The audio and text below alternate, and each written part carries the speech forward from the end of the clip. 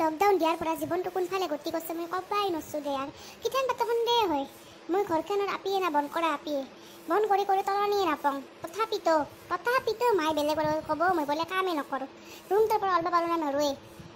কাম বাৰ্তা লাগে মাজনী ঘৰটো মুচচোন মাজনী কাপোৰখিনি ধুই দিছোন কাপোৰখিনি আস্ত্ৰি দিছোন কাপোৰখিনি মেলি দিয়াচোন বাপ্পা কিনো ক'ম আৰু কিনো নক'ম অৱশ্যে এটা কথা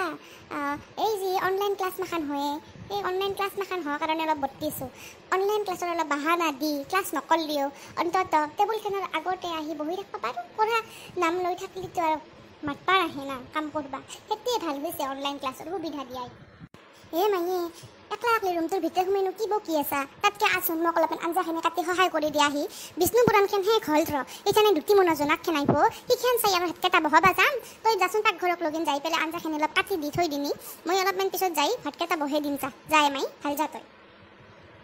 সেই নৰো যা মই কি আঞ্জা কাটি দিব লাগে কাটি থাকনি নিজে টিভিও চানি আঞ্জাও কাটনি শান্তি বোলা বস্তুটো নেদা এই মাত্ৰ আহি টেবুলখনৰ আগত বহিছিলোঁ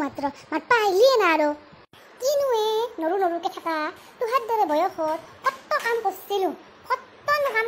আই আহোঁ পিতাই আহোঁ ইঠানো ক'ব গম পাইছা সেই সত্য সমস্ত ঘৰৰ কাম বন কৰি ধৰি অত মানুহ খুৱে ধুৱে উঠি আমি কলেজ স্কুলত গৈছিলোঁ গম পাইছা না আজিকালি ৰাতি কাম কৰিব কাম কৰি খুৱাব নিজৰ এখন কুত্তাৰ কাম নকৰে চাহ কাপ নিজে কৰি নাখয় মাক বাপেকক বন্ধ কৰি খুৱাব কাম কৰি খুৱাব ময়ো হাতছোঁ দে ৰাংগে দে তই মোক আঞ্জা কাটি দিবা হ'ব দে মই নিজে আঞ্জা কাটি ল'ম নিজে বানাম ভাত যা নৰো মই আঞ্জা চাঞ্জা কাটি দিবা নিজে বানাম যা হৈছে যা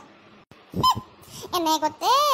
তাইয়ে মোক সদায় বানে খুৱাই মই যেন তাহাক বানে নুখুৱাওঁহে তইয়ে সমস্ত ঘৰৰ কাম চাম দি আছা দে সেনেকৈ কথা কৈ আছা তই হৈছে চা তই আঞ্জা কাটি নিদিলি কি হ'ল নিজে বানাম নিজে খাম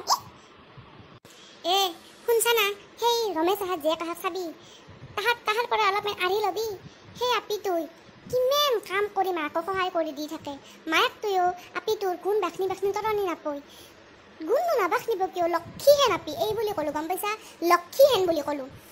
আৰু সঁচাওতো লক্ষী আপিক লক্ষী বুলি নকয় কি বুলি ক'ব তোহাৰ দৰে দন্দুৰা আপি জন্ম দিয়া নাই নহয়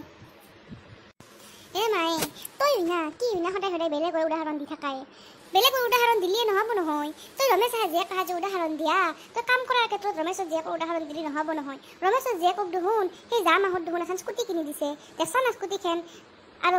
মই দেখোন এই 4 বছৰ ধৰি তোৰ এখন স্কুটি খুজি আছোঁ দিছা একলা কাম কৰাৰ ক্ষেত্ৰতে উদাহৰণটো দিলি নাখাতে নহয় বস্তু দিয়াৰ ক্ষেত্ৰতে উদাহৰণটো দিব লাগে শিকলাখনৰ ক্ষেত্ৰত হ'লে যদি মই উদাহৰণ দিব যাওঁ তেতিয়াহ'লে কবি এই বেলেগৰ উদাহৰণ নেদিচোন আমাক বেলেগৰ উদাহৰণ নেদিচোন